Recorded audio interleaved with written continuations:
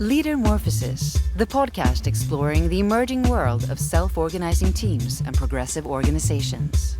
So, Gustav, Andreas, thank you for joining me on the Leadermorphosis podcast.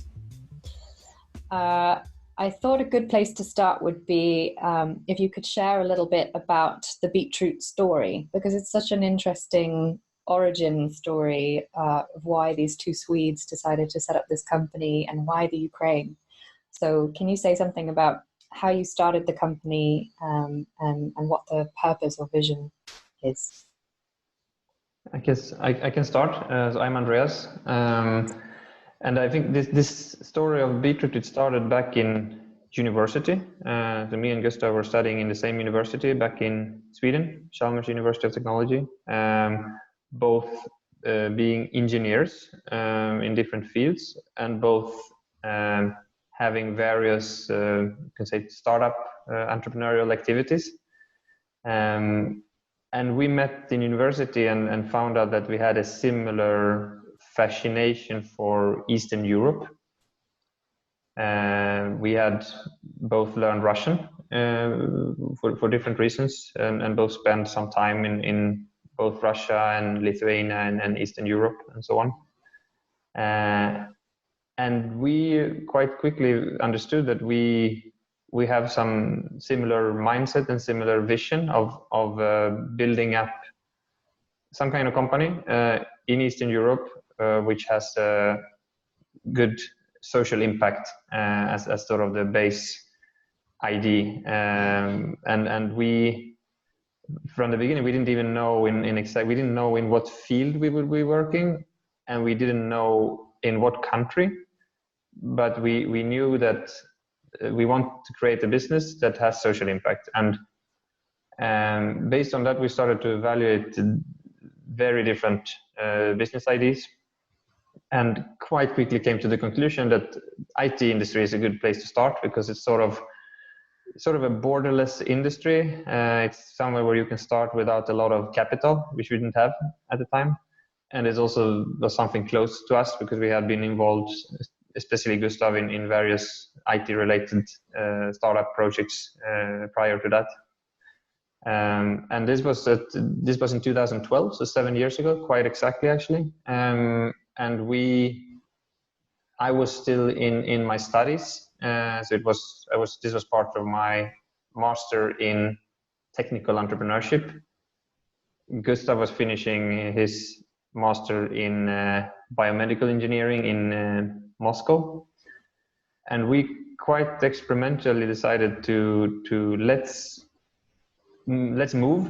We decided to move to Kiev, to Ukraine, but we hadn't decided for a sort of final destination at the time. So we had Kiev as a base, but we were evaluating Kiev, Russia, Ukraine, Russia, Belarus, and Moldova specifically, going kind of deep, both being academic and both using our gut feeling and so on. And we quite quickly, during half a year, while we started with a road trip with a Lada, an old Soviet car, which we drove from St. Petersburg to Kiev. We lived in an office there on the floor on 2 air mattresses for the first 6 months. And then we were basically like experimenting and researching, and we kind of came to the conclusion that we felt that Ukraine was the place which had both the sort of objective, very high potential parameters, but also the more subjective thing of we felt that this is a place where we could live and we feel very welcome and where we can have a lot of impact. So that was the start. And then during this sort of experimental first half a year, we started to work with various outsourcing projects from the beginning with different partner teams. So we just were traveling around, we were meeting partner teams and finding good technical specialists and connecting them to clients in mainly at the time Sweden who needed software skills.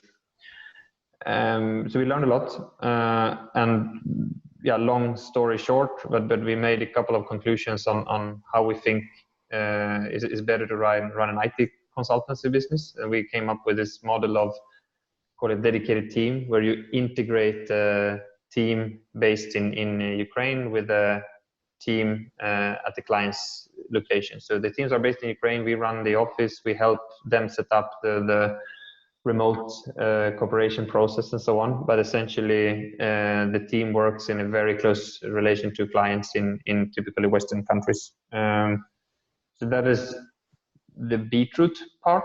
So we have Beetroot and we have Beetroot Academy, and with that model, with the Beetroot model, we have grown a team of a bit more than 300 people who work from 5 different offices in Ukraine, so both big cities and small cities.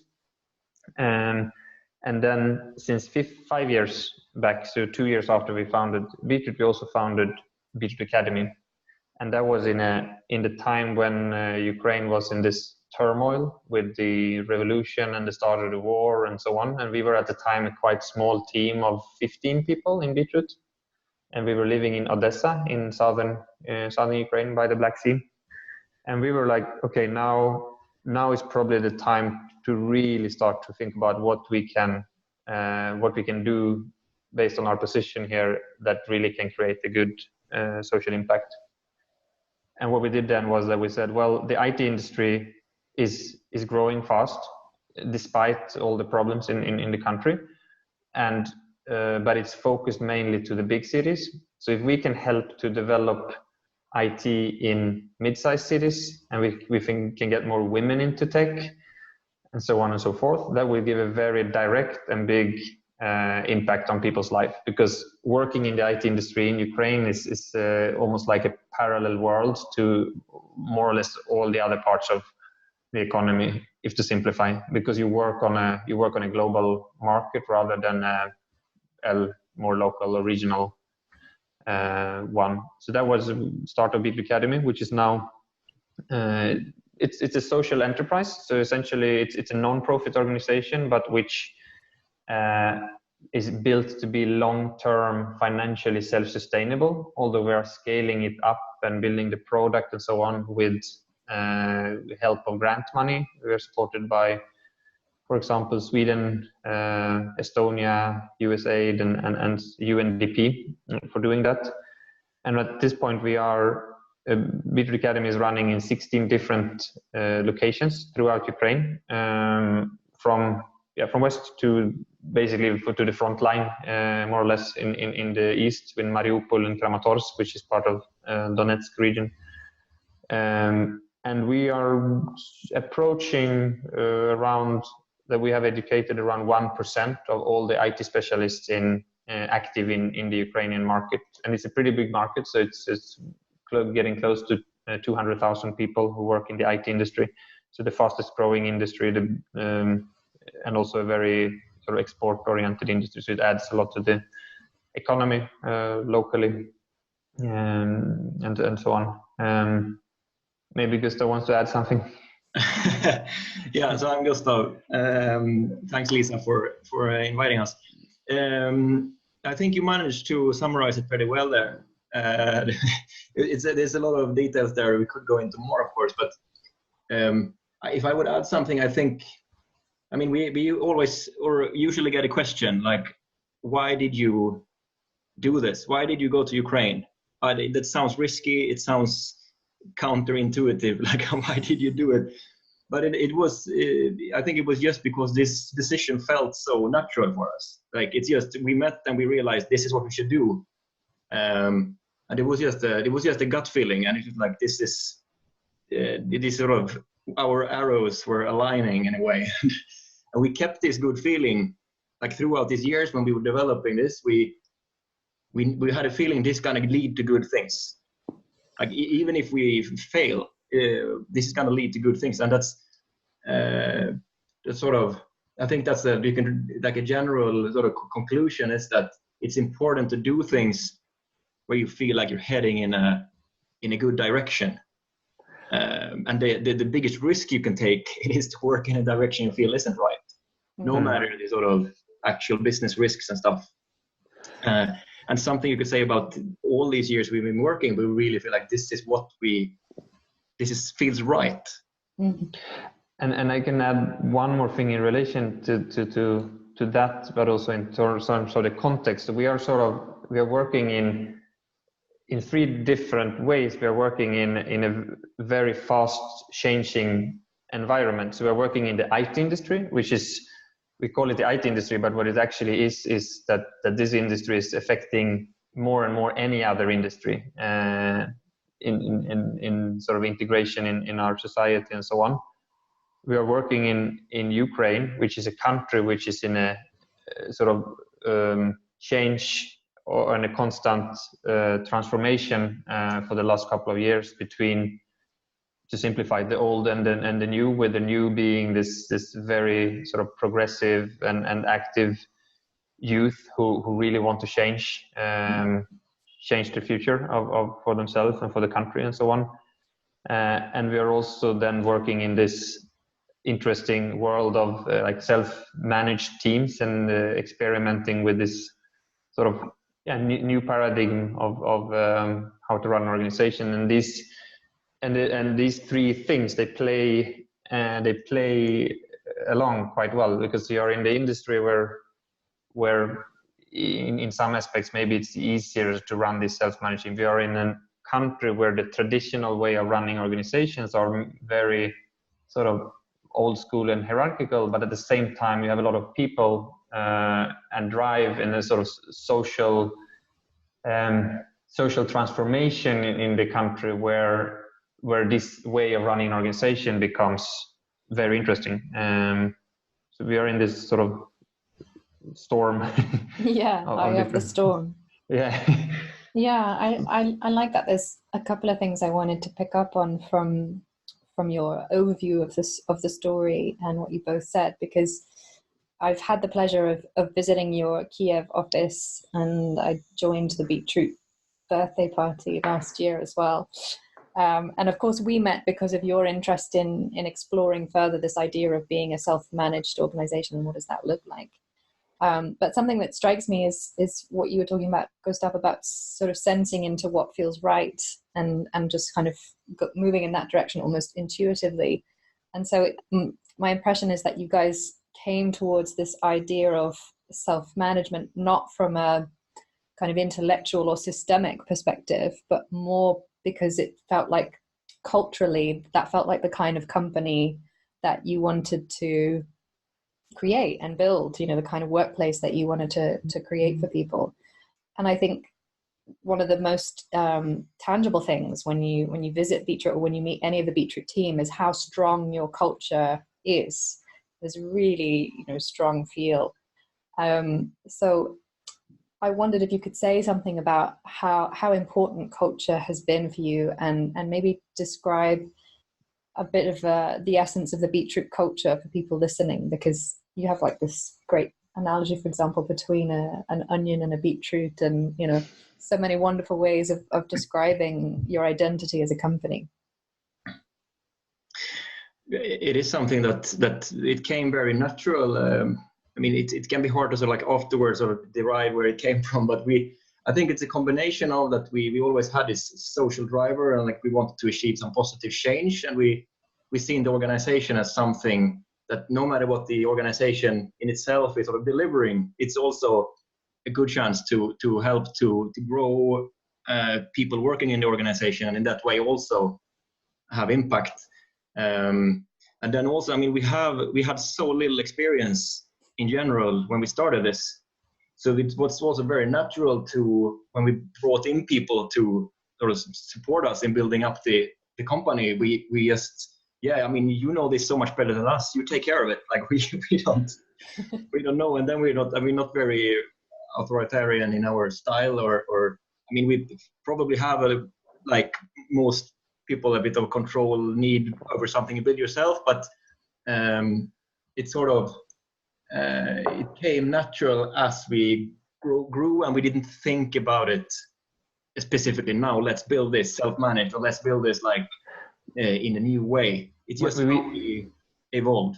probably we didn't even know that there is this way, and that there is this world movement of different companies who are experimenting with different ways. It's from the beginning, it was really just us doing what felt natural, and we have this, and I mean, one thing is the self-management, another thing is the culture, and one very strong part of our culture is this very, you can call it like very friendly and like family-like relationships in the team. And I think that came from the beginning, from that we were sitting in a flat where we lived, and developers were coming home to us and taking off their shoes and taking on their slippers and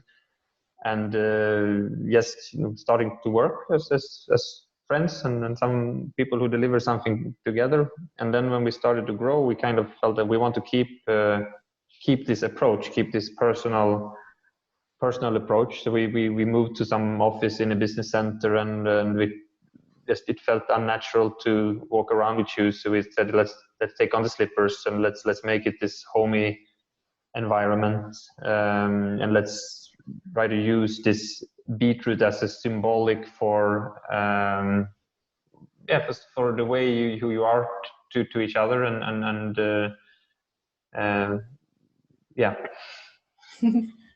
We also took some, active decisions not to introduce control functions and not double checking, but sort of encouraging that all these this sort of sense of responsibility came from within, like some intrinsic force that sort of you shut that down if you start to do controlling, and if you start to sort of behave in a way where it's obvious that you're not fully trusting someone.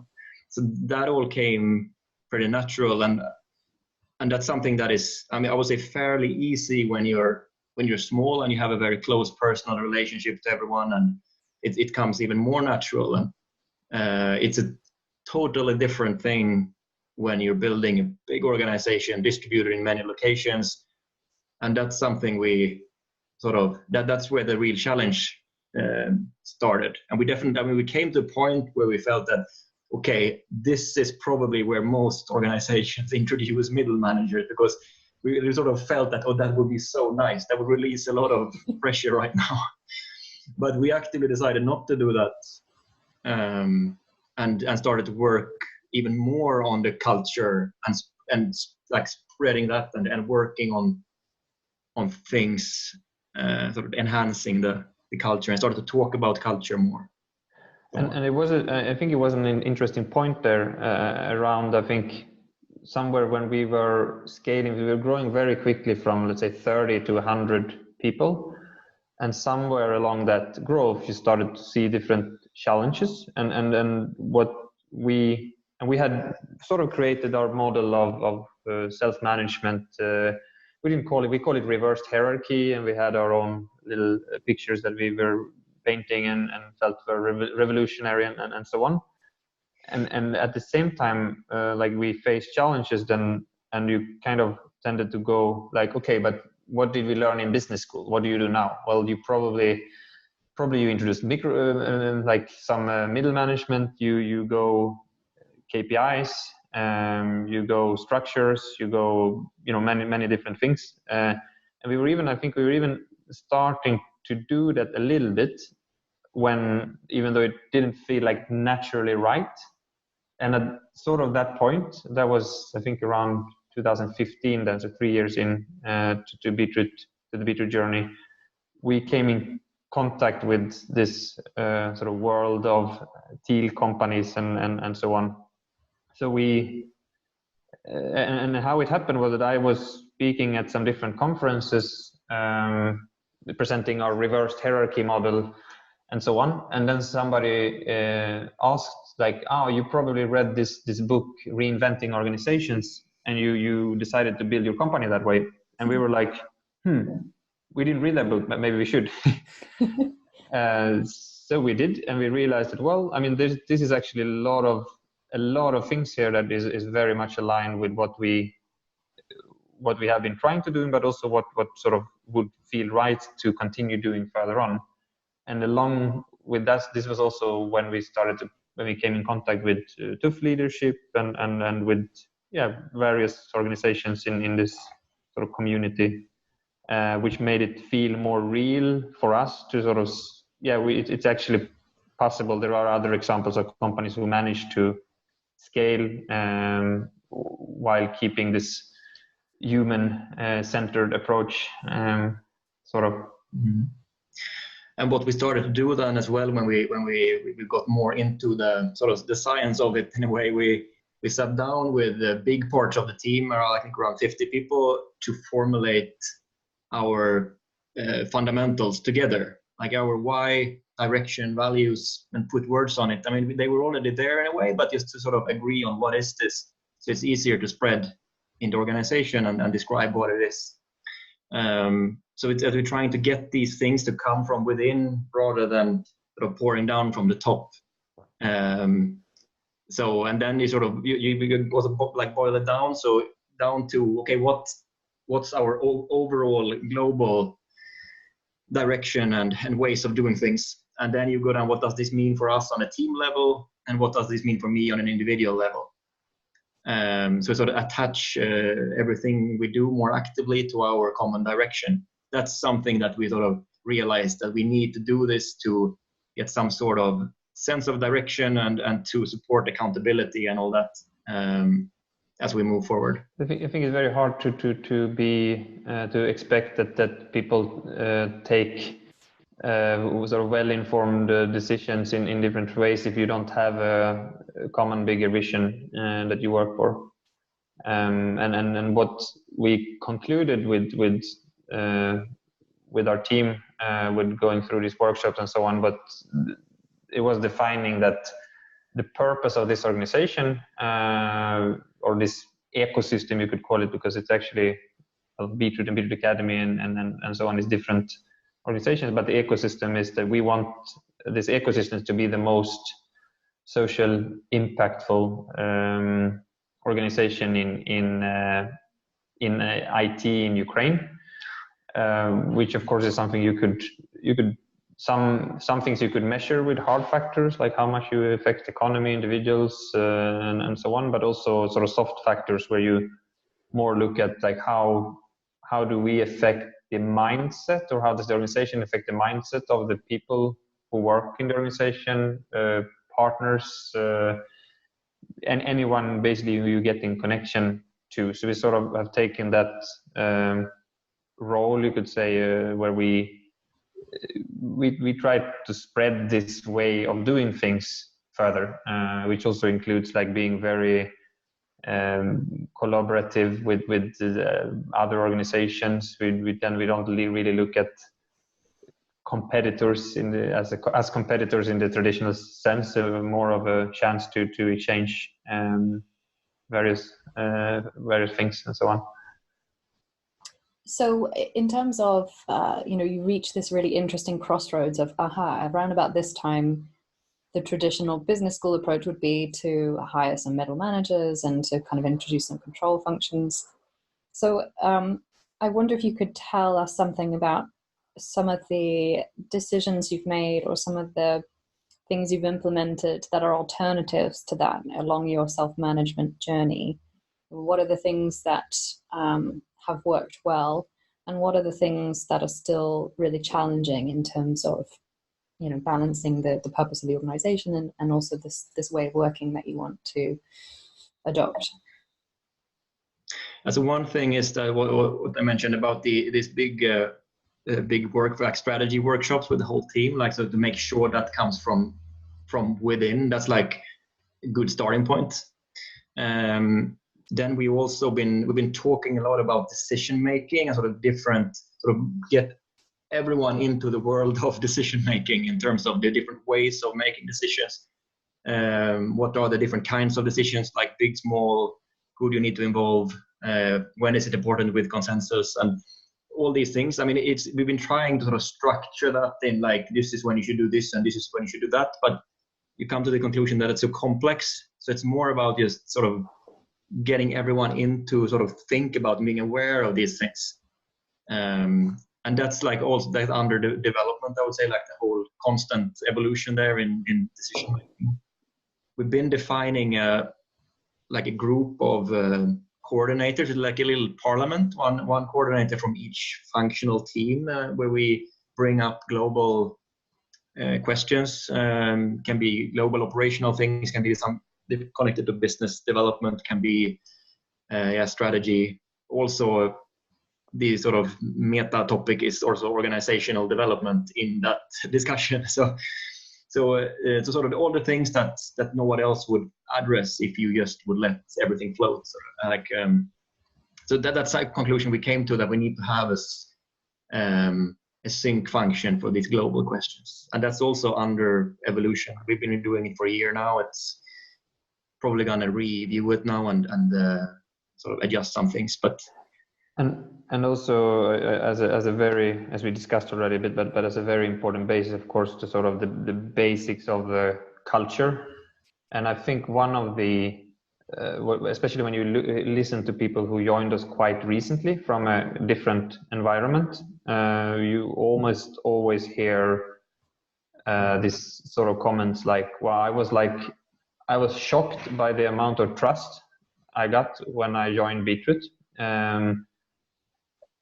And that's, I mean, that's a good sign when people say that, because what we have experienced, and I mean, the traditional mindset is that if you just let people, give people a lot of trust and see what happens, you sort of take a lot of risks that people will not do what they should do and so on. But our experience is mainly that shocking people with trust is adding another motivational level of well, now I'm actually responsible for this.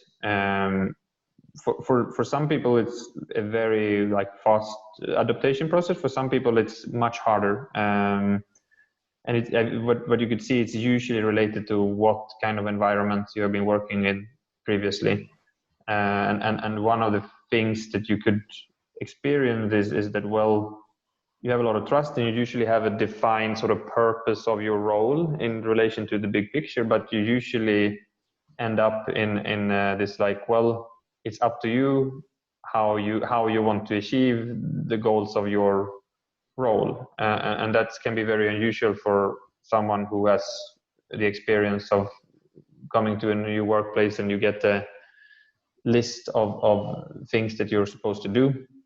So in a sense, like, it's sometimes you have this situation where people sort of like searching for their purpose in the organization, which in some cases falls out very well. And for some people, and in some situation, it's not always easy to find that purpose in a way. Did that make sense? Yeah, yes, it did. I think it's interesting as well that I know a lot of your team is quite young, which in a way is an advantage because people don't have as much experience perhaps of really hierarchical workplaces. And yet I think still the education system and my understanding is the culture generally in Ukraine is quite hierarchical. So there's still some unlearning to do there, I think. And I think it takes people time to get used to, even though they have the permission, so to speak, to really get used to, oh, I can really, step in or challenge something or ask for what I need or challenge something or suggest something. And I'm wondering what, in terms of like onboarding and recruiting and sort of, personal development within the organization, what have you found useful in terms of supporting people in that transition, in terms of getting used to the Beetroot way of working?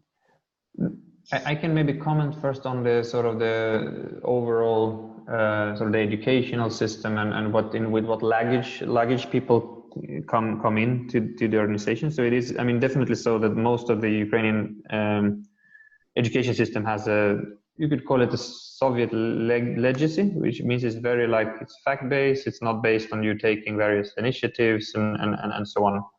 That's the one side of it.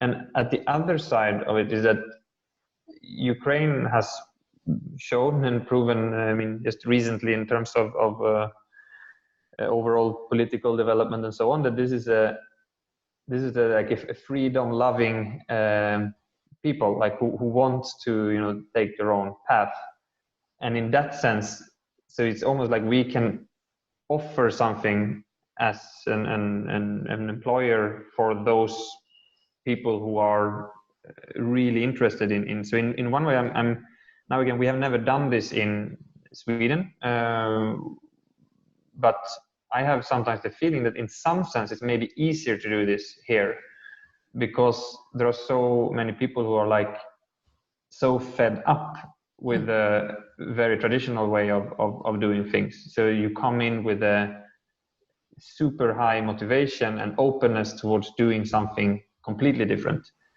And often you like people who come to visit the company and so on, they would like, oh, is this like how you run companies in Sweden? Well, it's not really. Like this is like much more towards freedom and self-management than most Swedish companies would be. Mm-hmm. But there is a kind of a catch-22 there in this, like being young and open-minded and sort of wanting new things. But in the same time, I mean, to be able to work in a self-managed environment, it requires a lot of maturity, awareness, business understanding, and sort of, and also this about like tuning down your ego, seeing the big picture, and like all these things that really requires a lot from each individual. They come with experience and age and so on. So it's like there's a difficulty there as well. And this is, I mean, no matter in which country you do it. Yeah, and I mean, and to look at what kind of skill sets that you usually need to work with, and which we always need to work with, I think, as an organization. What comes to mind, first of all, I mean, okay, let's say what works really well for us, I think, is to create the atmosphere in the office and the trust level between different people in the team, to feel that this is a space where I can be myself, I can act as myself, I feel I informally like at home while being here, and feel trust with that. If to talk about this more skill set that is more challenging and which we are constantly working with, and partly together with TÜV leadership also, is the free feedback culture, in how to be able to, when there is not a manager who gives you feedback, and you're successful if the manager is happy, sort of. If it's not that, you still need, then you need a better ability to give and take feedback on an individual, like peer-to-peer level, because that feedback needs to happen everywhere between different people in the organization rather than top down. And that's something we work on. It's something that is maybe one of the more challenging parts for us, and maybe partly because we have this, and you know this, Lisa, because you've been working with us. I mean, we have this we are very nice to each other in this organization, and sometimes we are so nice to each other, so we are a little bit afraid of stepping on someone's toes or making someone disappointed, and because you're a little bit afraid of destroying the harmony and so on. And that's something we're working. I think we're getting better and better at, but I think it's also one of the key factors for being able to continue to scale with this approach, because we have a big scale plan. We are 380 people now in total, and we plan to be more than 1,000 people in around 4 years from now, while still being this decentralized teams, decision making, and so on, which I actually think on the other end is absolutely, that approach gives that opportunity as well, because growing in this way means that you don't grow just based on some top-down strategy, but you grow in parallel in many different parts of the organization at the same time. Yeah, I've heard you say before that the self-managed approach is partly out of necessity, that you have to work in that way if you want to scale the way that you're hoping to, in a way. And yeah, yes, that's true, and especially for the academy, as we are also we are very decentralized with the, I mean, just geographically, as we are working in 16 locations and a very lean, small sort of, we call it the support team. So that's sort of this sort of centralized function who we call support function. So we have the regional coordinators who are out in the cities, and they are like fully responsible of everything that goes on in the city. And then they have this support system of people who work with the product development, producing various marketing material, it's financial administrative support, and so on. So in a way, yeah, that without self-management, we wouldn't be able to make so many good things happen. Based on self-management, we now have we are running an IT hub in Mariupol, which is one of the big cities close to the front line. And this is something that sort of came up as a local opportunity, and then we sort of switched on our support functions with the organization to help. So that's how the mindset sort of is built to work. That I take an initiative, I have an idea, but I'm not alone. I'm not like just a lonely sailor. I have a support team who can switch on when needed.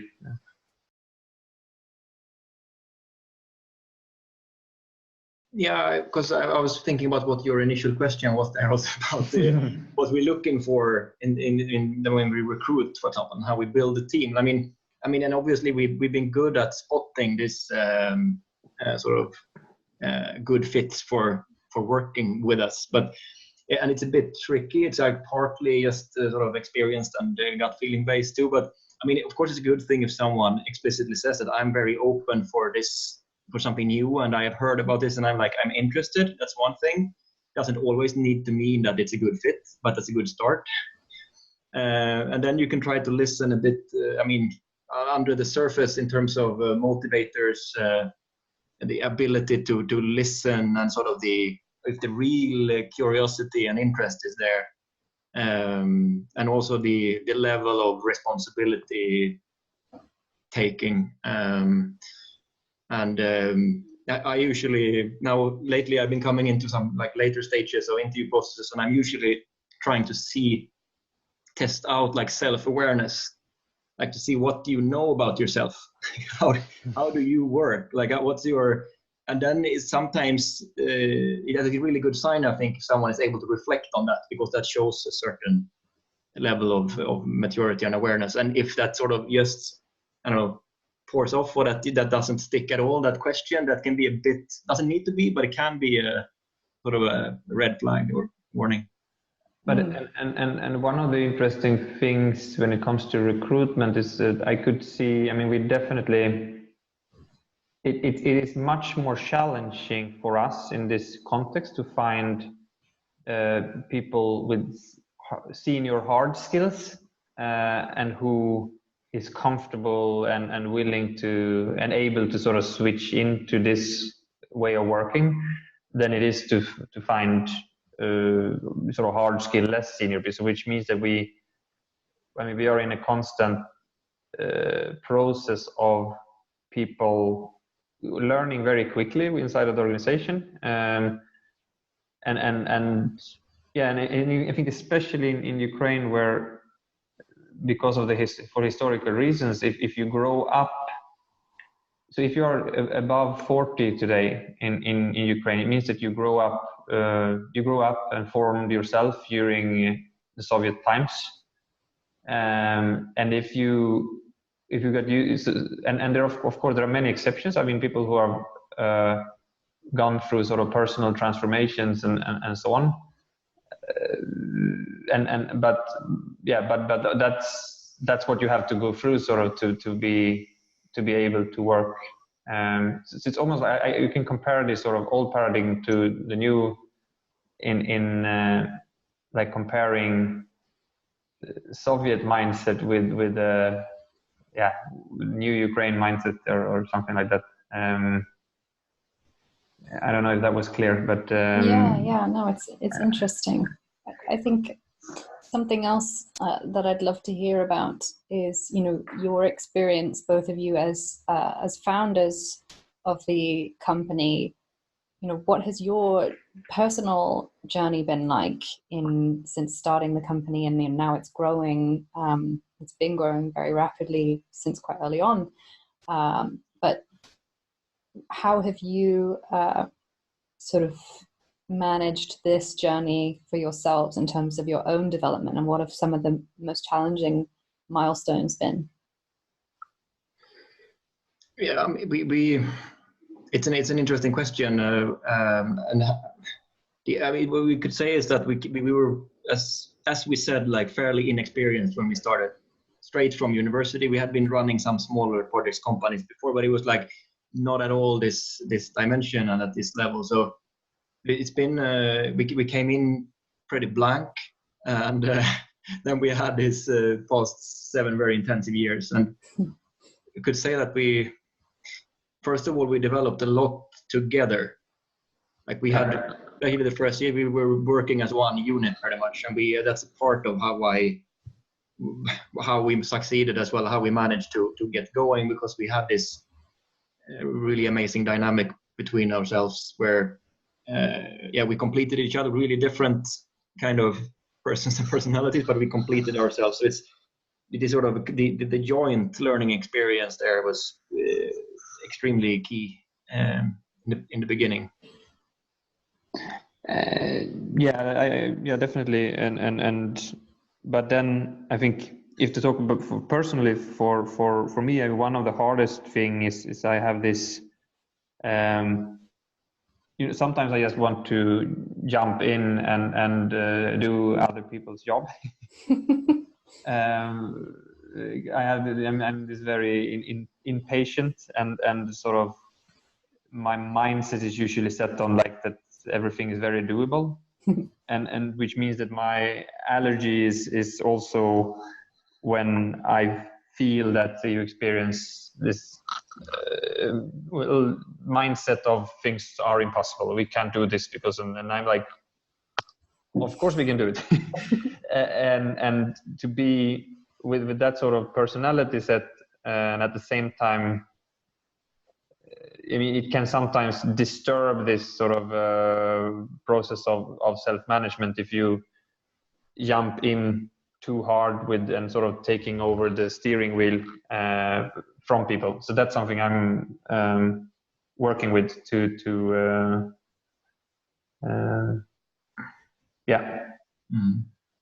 And my corresponding thing is I'm very much of a thinker, and I have a tendency to start to like think for others too, and just get in there. But I've been trying to focus my thinking on like engineering the organization instead of the people.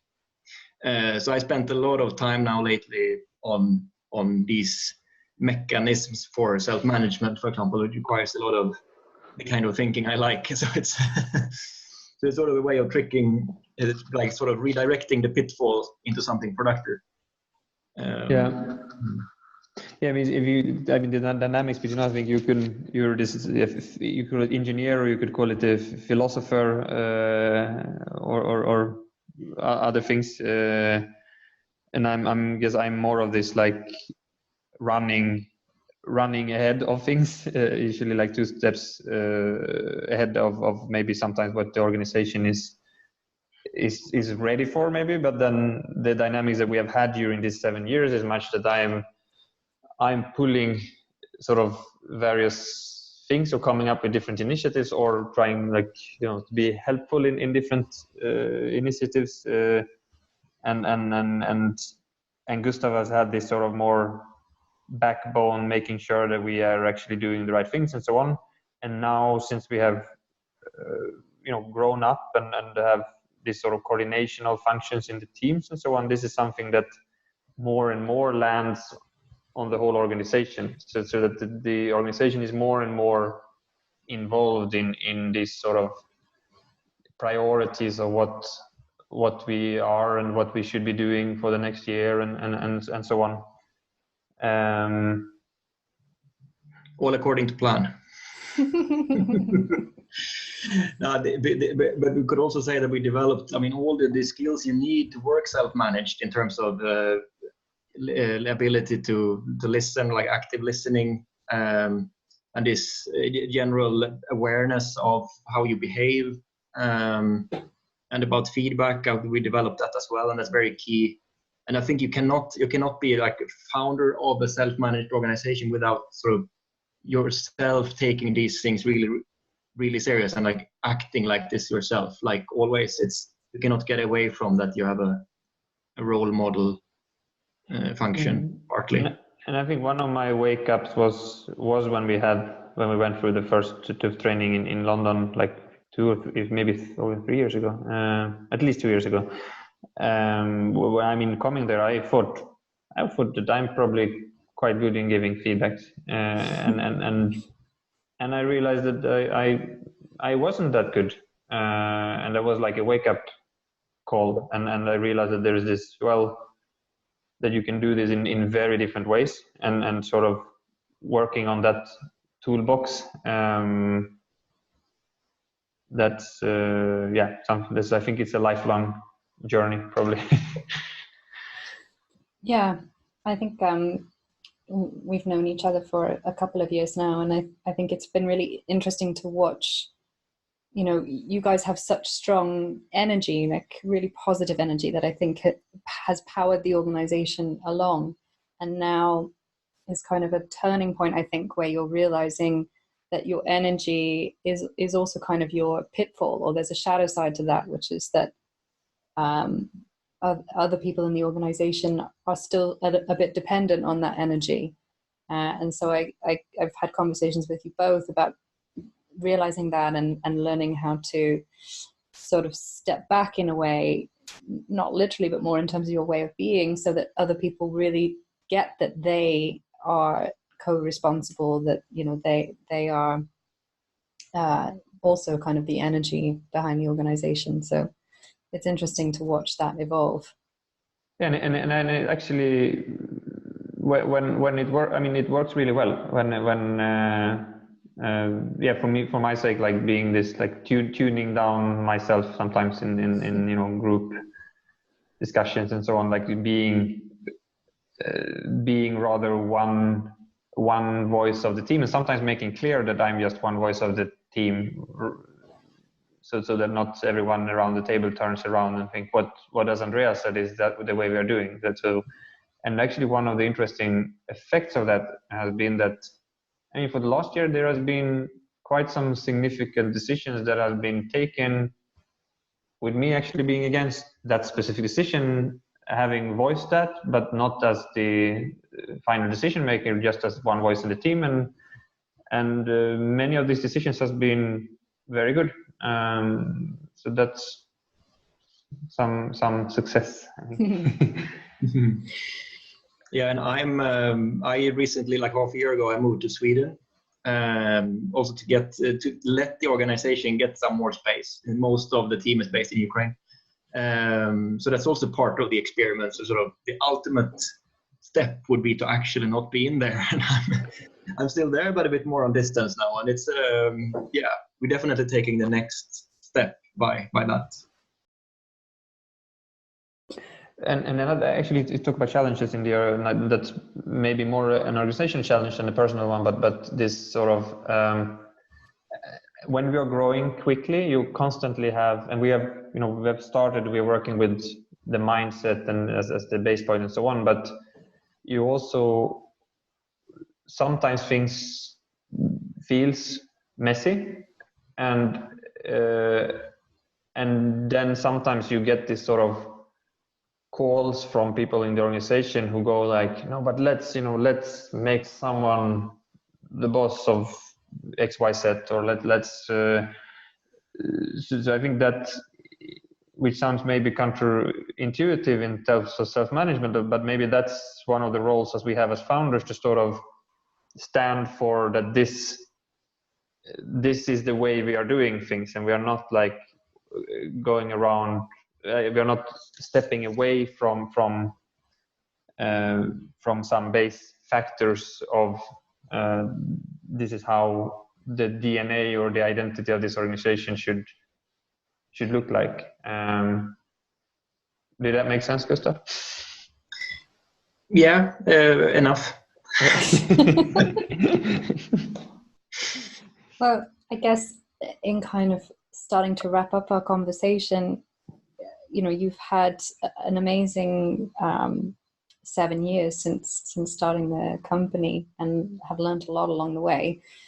What would your advice be to people listening who are in self-managing organizations of their own, or perhaps thinking about transforming their organization into a self-managing one? What tips or advice would you share with them?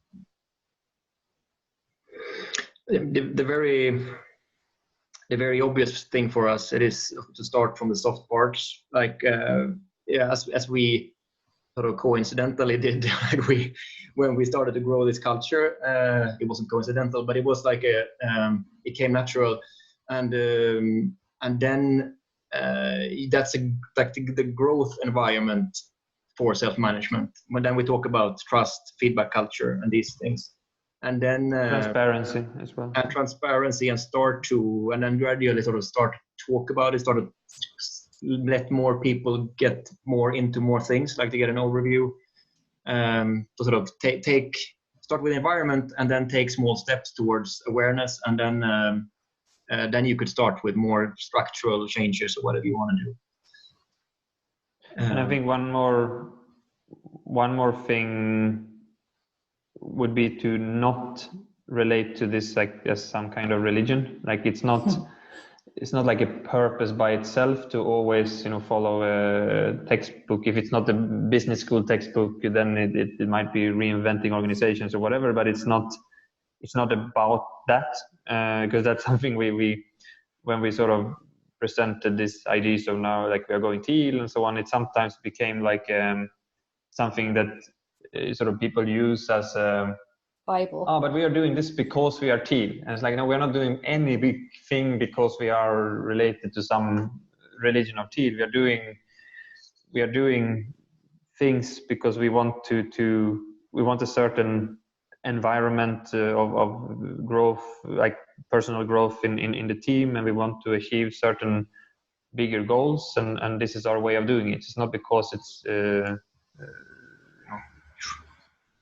And how to describe it for your organization could be that, I mean, instead of saying now we're gonna go and be teal, like we're gonna do this huge transformation, you could more say that, okay, let's try to drop the old way of doing things and the old paradigm, and start to explore our own way of seeing where it takes us, like to develop our own way of having more freedom and trust. To emphasize on that, so you don't sort of, you set out the direction rather than defining we need to get here, because you have no idea where you're going when you're starting this. You don't know where you want to end up. It'll be a constant experiment, going to be exhausting, but it's super exciting, and it's like I think that's the only healthy way of doing this. Yeah, well, I would very much tend to agree, and I think it's so valuable to hear your story as an example of how starting with culture first worked really well for you guys. You were able to grow very quickly, and I think you've built something really special.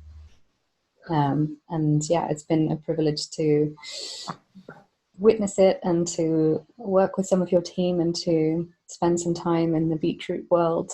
And yeah, thank you very much for sharing your stories and your insights, and for being so open and honest. Thank you, Lisa. Yeah, likewise. It's always a pleasure. And we can come back in 5 years and say if we were successful or not. Yeah, exactly.